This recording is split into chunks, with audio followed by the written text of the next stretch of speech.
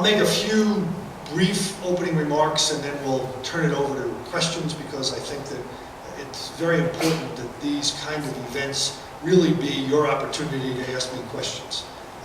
I think that's a large part of what we're doing. As you know, we live in a world now where a tremendous amount of electronic media, social networking, a lot of information on blogs, on the internet, and I think it's most important that you get to interact with me as a human being and I get to interact with you in the same way. Much of what I did before I came to Congress involved economic development in northeastern New York. Today, I'm still working in that direction. This morning, we were at the Career Center here in Madison County. We believe that the opportunities to bring jobs to our communities need to be a concerted effort amongst all of us. Clearly, you have tremendous educational institutions in your community. That is contributing to your economy directly, but it's also contributing to your economy indirectly, because it's educating students and giving them life skills that are going to allow them to be employed locally, and hopefully that's going to grow our local economies. A couple of pieces of information that I think you may find interesting. Currently in the United States, there are 3.2 million unfilled jobs. 3.2 million unfilled jobs. That means there's a job opening and it's not being filled. There's a variety of reasons for that. In this district, there are 3,400 unfilled jobs. Last November, we brought together the One WorkSource folks from all over the district. And we're trying to work towards developing a plan that will allow us to, in fact, fill those 3,400 jobs. Today, we were, as I said, at the Career Center, and they told us that they had a number of manufacturing companies that were looking for employees but did not have trained employees for those positions. What they also told us was that these manufacturers have indicated if they could fill those positions, they would clearly be expanding their operations. But they're holding back a bit because they don't have qualified people to fill the positions, which means in reality there are more jobs out there. And we have to do the things that really help to fill those jobs. That's real on the ground, if you will, economic development, and it's going to help us grow out of the recession.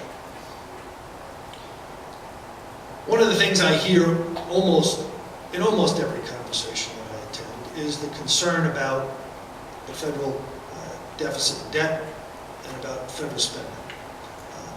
When you look at what's been happening recently in the employment area, we're seeing the growth last month of 200,000 jobs.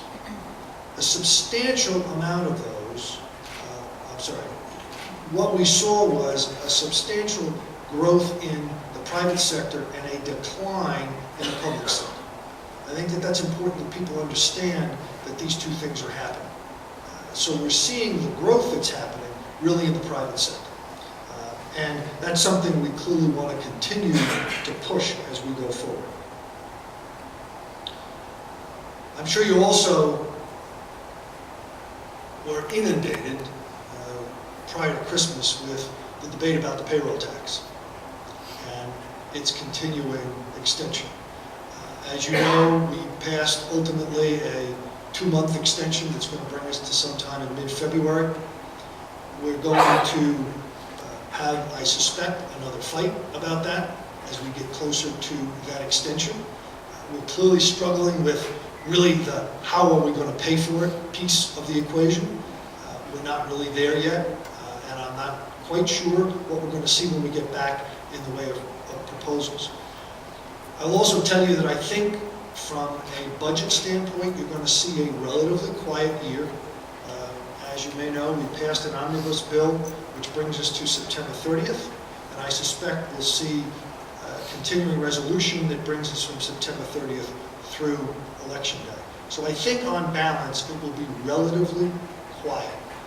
I don't think we'll see too many fights. At the same time, I don't think you'll see a great deal getting done in a positive way. One of the things that's disturbed me as I've been involved in this process now for about 2.5 years is the lack of positive thought. Much of what we talk about, much of what you see on the internet, much of what you see on television is posited in the negative. People are talking about what the problems are. They're giving you doom and gloom scenarios. Fact of the matter is, we have been very successful as a people in solving problems and moving forward. We need to recapture that spirit as much as we need to do anything else. And I would urge you, in your individual communities, in your families, that you speak to how we solve the problems, and that we look to talk to one another and develop relationships that allow for a civil discourse and problem solving. Thank you, and I'll open it up to questions.